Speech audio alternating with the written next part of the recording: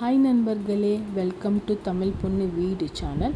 எல்லாருக்கும் இனிய தமிழ் புத்தாண்டு நல்வாழ்த்துக்கள் அண்ட் விஷயம் என்னோட மலையாளி ஃப்ரெண்ட்ஸ்க்காக. ஸோ இன்றைக்கி நம்ம நியூ இயர்னால் ஒரு ஸ்பெஷல் லஞ்ச் பண்ண போகிறோம். ஸோ அதுக்கு ஸ்வீட்காக நான் பாலாடை பிரதமன் பண்ண போகிறேன். இது ஒரு கேரளா டிஷ்ஷு.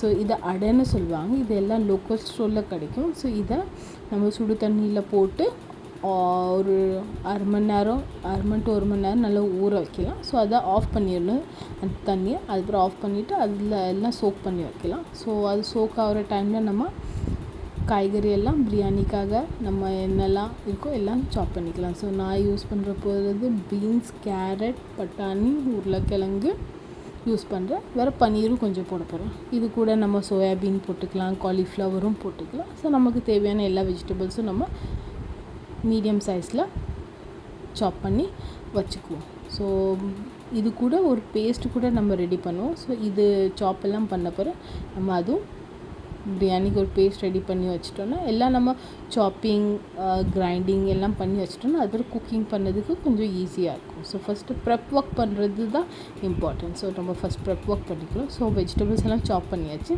இப்போ ஒரு பேஸ்ட் ரெடி பண்ண போகிறோம். ஸோ அதுக்கு வெங்காயம், தக்காளி, இஞ்சி பூண்டு, கொத்தமல்லி, புதினா எல்லாம் போட்டு நல்லா ஃபைன் பேஸ்ட் அடிக்கணும். ஸோ நான் இஞ்சி பூண்டு வந்துட்டு ஆல்ரெடி பேக்கெட் இருக்குது. ஸோ நான் அதான் யூஸ் பண்ண போகிறேன். ஸோ மித்ததெல்லாம் நான் க்ளீன் பண்ணி யூஸ் பண்ணிக்கிறேன். ஸோ புதினா, கொத்தமல்லி எல்லாம் நான் க்ளீன் பண்ணுறேன். நான் இப்போ எல்லாம் கடையிலேருந்து வாங்கினேன். ஸோ எல்லாம் க்ளீன் பண்ணி ஸ்டோர் பண்ணி வச்சேன்னா டிஷ்யூ பேப்பரில் அது ரொம்ப நாளுக்கு அதோட ஷெல் லைஃப் இருக்கும். ஸோ எல்லாம் க்ளீன் பண்ணியாச்சு. ஸோ இப்போ நமக்கு தேவையானது மட்டும் நான் எடுத்து அதை வாஷ் பண்ணிக்குவேன். ஸோ வெங்காயம், தக்காளி, பச்சை மிளகாய் எல்லாம் தண்ணியில் போட்டு நல்லா க்ளீன் பண்ணி அதை சாப் பண்ணிக்கலாம். ஸோ எல்லாம் ஒன்றா பேஸ்ட்டாக அரைச்சிட்டுட்டோன்னா அப்புறம் நம்ம குக்கிங் ஆரம்பிக்கலாம். ஸோ நீங்கள் உங்கள் வீட்டில் நியூ இயர்க்கு என்ன ஸ்பெஷல் பண்ணுறீங்கன்னு ப்ளீஸ் கமெண்ட் பண்ணுங்கள். ஸோ எனக்கு ஒரு 1 pot மீல் மாதிரி கொஞ்சம் டிஃப்ரெண்ட்டாக சாப்பிட்ணுன்னு ஸோ அதனால் பிரியாணி பண்ணேன். இல்லை சாம்பார் சாதம், அவியல் கூட பண்ணலாம். நம்ம கொஞ்சம் டிஃப்ரெண்ட்டாக பண்ணலான்னு நான் பிரியாணி பண்ணிகிட்டு இருக்கேன். ஸோ வெங்காயம், தக்காளி, கொத்தமல்லி, புதினா, இஞ்சி பூண்டு ஆல்ரெடி பேக்கெட் இருக்குது. ஸோ அதெல்லாம் போட்டு நல்ல ஃபைனாக தண்ணி எதுவும் ஊற்ற வேண்டாம், ஏன்னா தக்காளியிலே இருக்குது. ஸோ எல்லாம் அரைச்சோன்னா நல்லா ஃபைன் பேஸ்ட் ஆகிட்டு. ஸோ அடுத்தது இப்போ நம்ம அடை ஊற வச்சோம். ஸோ நல்லா அது ஆகிட்டு. ஸோ இதை நல்லா ஸ்ட்ரெயின் பண்ணி ஒரு தண்ணியில் 2-3 மட்டும் வாஷ் பண்ணி அதை நம்ம ஸ்ட்ரெயின் பண்ணி வச்சுக்குவோம். ஸோ அதுக்குள்ளே நம்ம பிரியாணிக்கு ரெடி பண்ணிக்கலாம்.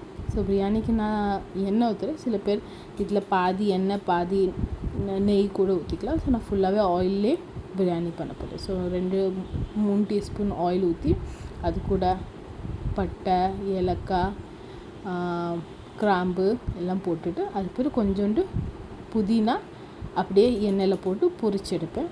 நம்ம பாதி கொஞ்சம் பேஸ்ட்டுக்கு யூஸ் பண்ணிவிட்டு கொஞ்சம் அதை ஒரு அரோமாக்காக அந்த எண்ணெயிலே போட்டு அந்த எண்ணெயும் இன்னும் ஃப்ளேவராக இருக்கும். ஸோ கொஞ்சம் கொத்தமல்லியும் புதினாவும் போட்டு கொஞ்சம் ஃப்ரை பண்ணிக்கலாம். அது நல்லா கொஞ்சம் கிறிஸ்பாகவும். ஸோ கிறிஸ்பாகிற வரைக்கும் நம்ம ஃப்ரை பண்ணால் அந்த ஆயில் ஸ்ப்ளிட்டர் எல்லாம் ஆகாமல் ஆயிடும். ஸோ அதுக்கு பிறகு நம்ம அரைச்சி விட்ட பேஸ்ட்டை போட்டு நல்லா எண்ணெய் பிரிகிற வரைக்கும் வசிக்கிட்டே இருக்கணும். ஸோ அது கூட சைடில் நம்ம பாலாடை பிரதமம் பண்ணதுக்காக ஒரு கேரமலைஸ் பண்ணணும் சுகருக்குள்ளது. ஸோ 1 கப் சுகருக்கு நான் 1.25 கப் தண்ணி ஊற்றி அதை நல்லா கேரமல் பண்ணணும். ஸ்லோலியே நல்லா கேரமல் பண்ணணும், இல்லைன்னா கிறிஸ்டல் ஆயிரும். ஸோ நம்ம பார்த்துட்டே இருக்கணும். ஃபஸ்ட்டு எல்லாம் டிசால்வ் ஆகி அப்படியே பபிள் ஃபார்ம் ஆகிட்டே இருக்கும். ஸோ அதை நம்ம ஸ்லோவாக பார்த்துட்டே இருக்கணும். ஸோ அதுக்கு பாலும் நான் சைடில் ஒரு பாத்திரத்தில் ஊற்றி வைக்கேன். நான் ஆல்ரெடி ரெடிமேட் பேக்கெட் பால் தான் ஊற்றுறேன். இல்லை நம்ம காய்ச்சியும் யூஸ் பண்ணிக்கலாம். நான் காய்ச்சாமல் டேரெக்டாகவே பண்ணுறேன், ஏன்னா நான் அப்போ தான் வாங்கின பால் அதனால். ஸோ இப்போ மசாலா எல்லாம் போட்டோம். ஸோ அதெல்லாம் நல்லா வசிக்கிட்டு இருக்குது. ஸோ இது டைமில் நம்ம கொஞ்சம் தயிரும் ஆட் பண்ணிக்கலாம். நான் ஆல்ரெடி வீட்லேயே ரெடி பண்ணுறேன் தயிர். ஸோ அந்த நல்லா கொஞ்சம் புளிச்ச தயிர் இருந்தால் நல்லாயிருக்கும். ஸோ அது நல்லா போட்டு அதை நல்லா மிக்ஸ் பண்ண நல்லா ஆயில் பிரிகிற வரைக்கும் நல்லா மசாலாவை குக் பண்ணணும். இப்போது இது கொஞ்சம் பபிள் ஃபார்ம் ஆகிட்டு இருக்குது. சுகர் கொஞ்சம் கேரமலைஸ் ஆகிட்டே இருக்குது. ஸோ நம்ம அப்படியே கிண்டிட்டு இருக்கணும். ஸோ பாயசத்துக்காக கொஞ்சம் நான் பாலில் குங்குமம் பூ போட்டு அதுவும் சோப் பண்ண நான் வைக்கேன். ஸோ அதுதான் நான் இப்போ எடுத்துகிட்டு இருக்கேன் ஒரு குட்டி பவுலில். ஸோ ஒரு 3-4 டீஸ்பூன் எடுத்து அது கூட ஒரு 4-5 சாஃப்ரான் ஸ்ட்ரெயினை போட்டு நம்ம அதை சோக் பண்ண வைப்போம். ஸோ இது சோக் ஆகிட்டே இருக்கட்டும். ஸோ மசாலாவும் நல்லா குக் ஆகி அப்படியே லைட்டாக ஆயிலெல்லாம் செப்ரேட் ஆகிட்டு இருக்குது. ஸோ இது நல்லா குக் ஆகணும். இதுதான் மெயின் ப்ராசஸ். இதெல்லாம் நல்லா குக் ஆனால் தான் நம்ம பிரியாணியோட அரோமா இன்னும் நல்லாயிருக்கும். ஸோ இப்போ நீங்கள் பார்த்தீங்கன்னா நல்லா கேரமல் ஆகி லைட் ஒரு ப்ரௌனிஷ் கலரில் ஃபார்ம் ஆகிட்டு, ஸோ இதுக்கப்புறம் டக்குன்னு நம்ம பால் ஊற்றிடணும், இல்லைன்னா அது திருப்பி கட்டி ஆயிடும். ஸோ நம்ம அப்படியே பால் ஊற்றினா அது அப்படியே கிறிஸ்டல் அப்படியே பபுள் மாதிரி ஃபார்ம் ஆகி அந்த பால் மேலே பொங்கிட்டு வரும். ஸோ நம்ம பார்த்து ஊற்றணும். இப்போ நீங்கள் பார்த்தீங்கன்னா உள்ளே அப்படியே ஹார்டாக இருக்கும். ஆனால் அது கொஞ்சம் நேரம் நம்ம ஸ்லோலியே குக் பண்ணால் அது ஆட்டோமேட்டிக்காக மெல்ட் ஆகிடும். ஸோ அது ஸ்லோலியே பார்த்துட்டு இருக்கணும், இல்லை அடி பிடிச்சிடும். ஸோ இப்போ நம்ம மசாலாலாம் போட்ட பிறகு ஒரு 2 டீஸ்பூன் பிரியாணி மசாலாவும் கொஞ்சம் கலருக்காக காஷ்மீரி ரெட் சில்லி பவுடர் போட்டு திருப்பி நம்ம நல்லா அதை குக் பண்ணிக்கலாம். மசாலாவை நம்ம ஆல்ரெடி பேஸ்ட் பண்ணது குக் பண்ணியாச்சு. இப்போ இந்த மசாலாவை இன்னொரு 2 to 3 minutes குக் பண்ணிட்டோன்னா நம்ம அதுக்கு பிறகு காய்கறி எல்லாம் போட்டு நம்ம ரெடி பண்ணிக்கலாம். ஸோ ரொம்ப சிம்பிள் தான். வெஜ் பிரியாணி சொல்லலாம், இதை புலாவும் சொல்லலாம். இப்போ நீங்கள் பார்த்தீங்கன்னா நல்ல சர்க்கரை அப்படியே கரிஞ்சு அந்த ஆப்பையில் முன்னாடியெல்லாம் கிறிஸ்டலாக ஃபார்ம் ஆனது அப்படியே கொஞ்சம் கொஞ்சமாக அது கரிஞ்சிட்டு இருக்குது. ஸோ இப்போ மசாலாலாம் நல்லா குக் ஆகி அப்படி கட்டிப்பதம் வருது. ஸோ இந்த டைமில் நம்ம சாப் பண்ணி வச்சு எல்லா காய்கறியெல்லாம் நம்ம போட்டுக்கலாம். இப்போ நான் பன்னீர் போடுறேன். இப்போ மித்த பீன்ஸ், கேரட், உருளைக்கிழங்கு, பட்டாணி எல்லாம் நான் ஒன்றா போட்டு கொஞ்சம் தண்ணி ஊற்றி நம்ம உப்பும் தேவையான உப்பு காய்கறிக்கு எவ்வளோ வேணுமோ அளவு போட்டு கொஞ்சம் தண்ணி ஊற்றி நம்ம அதை குக் பண்ணிக்கலாம். ஸோ ஒரு 70 to 80% வெஜிடபிள் குக் ஆன பிறகு நம்ம பாஸ்மதி ரைஸ் போட்டு குக் பண்ணி தம் பண்ணால் நம்மளோட வெஜ் பிரியாணி ரெடி ஆகிடும். ரொம்ப சிம்பிள் தான். இதே மாதிரி நீங்கள் நான்வெஜ்லேயும் பண்ணலாம், முட்டையில் பண்ணலாம், எப்படியும் பண்ணலாம், நல்ல டேஸ்ட்டாக இருக்கும். ஸோ எல்லாம் மசாலாலாம் போட்டாச்சு. இப்போ நம்ம பால் ஊற்றி இப்போ பார்த்தீங்கன்னா கரண்டியில் எல்லாம் கிறிஸ்டல் கரைஞ்சிட்டு சர்க்கரை இப்போ எதுவுமே இல்லை. ஸோ இப்போ ஸ்லோலியே நல்லா இப்போ அது 1 லிட்டர் நான் பால் ஊற்றிருக்கேன். அது அட்லீஸ்ட் 3/4 1/2 லிட்டர் வரைக்கும் நல்லா ஸ்லோலியே குக் பண்ணிகிட்டே இருக்கணும். அடி பிடிக்கக்கூடாது. கரைஞ்சிட்டால் அது டேஸ்ட் நல்லா இருக்காது. ஸோ மீன்வாயில் நம்ம இப்போ பச்சடிக்கு ரெடி பண்ணிக்கலாம். ஸோ நான் பச்சடிக்கு கொஞ்சம் குக்கும்பர், டொமேட்டோ, வெங்காயம், பச்சை மிளகாய் எல்லாம் போட்டு பண்ணுறேன்.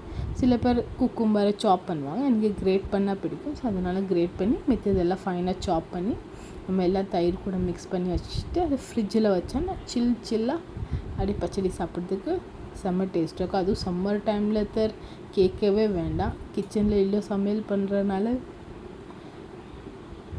ஹீட் ரொம்ப இருக்குது. ஸோ அதனால் இந்த டைமில் கொஞ்சம் கூலிங்காக சமையல் என்ன சொல்கிறது பச்சடி எல்லாம் பண்ணி சாப்பிட்ணும். இல்லை டீடாக்ஸ் வாட்டர், குக்கும்பர், லெமன், புதினா தண்ணியில் போட்டு குடிக்கலாம், மோர் குடிக்கலாம். ஹீட் பாடி இருக்கிறதுனால நம்ம பாடி அப்படியே கூல் பண்ணும். ஸோ நம்ம பச்சடியும் ரெடி பண்ணி வச்சாச்சு. ஸோ எல்லாம் போட்டு நம்ம மிக்ஸ் பண்ணி வச்சிடலாம்.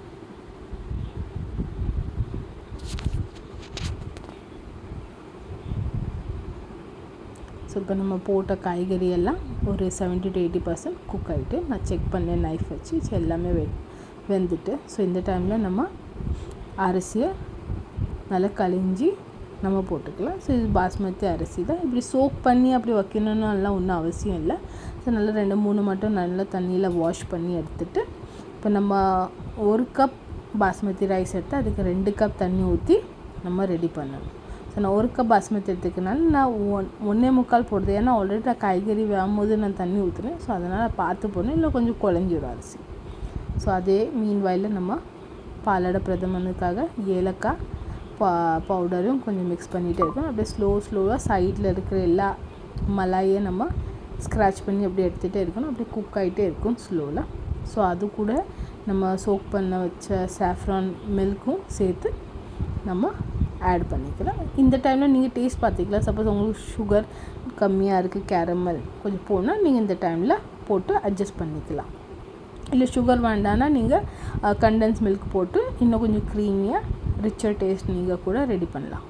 ஸோ அதே மாதிரி நமக்குள்ளே தண்ணி ஊற்றினது நல்லா கொதி வந்த பிறகு நம்ம பாஸ்மதி ரைஸை போட்டு நல்லா குக் பண்ணும்.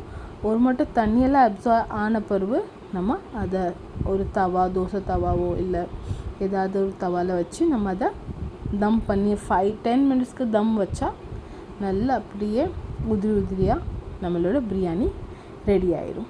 ஸோ இந்த டைமில் நீங்கள் அட்ஜஸ்ட் பார்த்துக்கலாம், உப்பு காரம் ஏதாவது பார்த்துக்கினாலும் இதில் பார்த்துட்டு நீங்கள் அட்ஜஸ்ட் பண்ணிக்கலாம். ஸோ நான் உப்பெல்லாம் பார்த்து எல்லாம் கரெக்டாக இருந்துச்சு. ஸோ இப்போ இது நல்லா வேகட்டும்.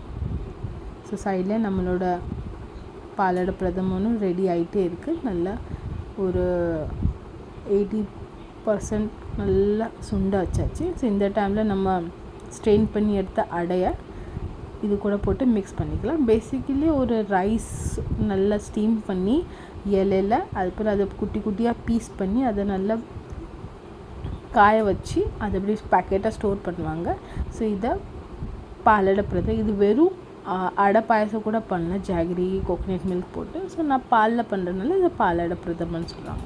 ஸோ அதே மாதிரி இப்போ அரிசியில் இருக்க எல்லா தண்ணியும் அப்சர்வ் ஆகிட்டு, ஸோ இந்த டைமில் நம்ம அதை லெவல் பண்ணி நம்ம கார்னிஷ்க்கு கொஞ்சம் கொத்தமல்லி போட்டு இதை தம் பண்ணி 10 மினிட்ஸ்க்கு வச்சா சூப்பரான டேஸ்டியான வெஜ் பிரியாணி ரெடி ஆகிட்டு.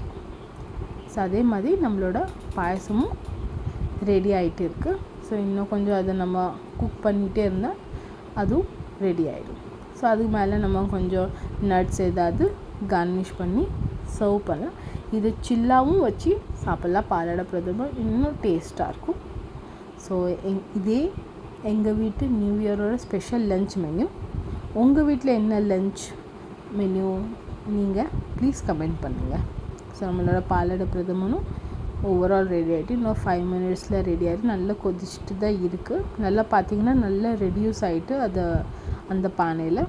ஸோ இன்னும் ஒரு கொஞ்சம் 5-10 மினிட்ஸ்க்குள்ளே அதுவும் ரெடி ஆகிட்டுன்னா இப்போ நல்லா பார்த்திங்கன்னா அப்படியே ஒரு அந்த கேரமலைஸ் கலர் அப்படியே ஃபார்ம் ஆகிட்டு இருக்குது. ஒரு மாதிரி பிங்கிஷ் இல்லை லைட் பிஸ்கெட் கலர். இதுதான் இதோட ஹைலைட்டு. பார்க்கறதுக்கும் நல்ல ஒரு ஆப்படைசிங் ஒரு மாதிரி. இப்போ நான் சொல்லும் போது எனக்கு அது ஒரு டெம்ப்ட் ஆகிற மாதிரி இருக்குது அந்த பாயசம் பார்க்க. எனக்கு என்னோடய பர்சனல் ஃபேவரெட். எஸ்பெஷலி என்னோடய கேரளா ஃப்ரெண்ட்ஸ் வீட்டில் நான் போனால் விஷு ஓணம்க்கு அவங்க வீட்டில் இது பண்ணுவாங்க. ஸோ இது என்னோடய ஃபேவரெட் பாயசம். ஸோ இதுவும் ரெடி ஆகிடும். நீங்களும் உங்கள் வீட்டில் ட்ரை பண்ணி பாருங்கள். எல்லாருக்கும் once again happy new year. Thanks for வாட்சிங்.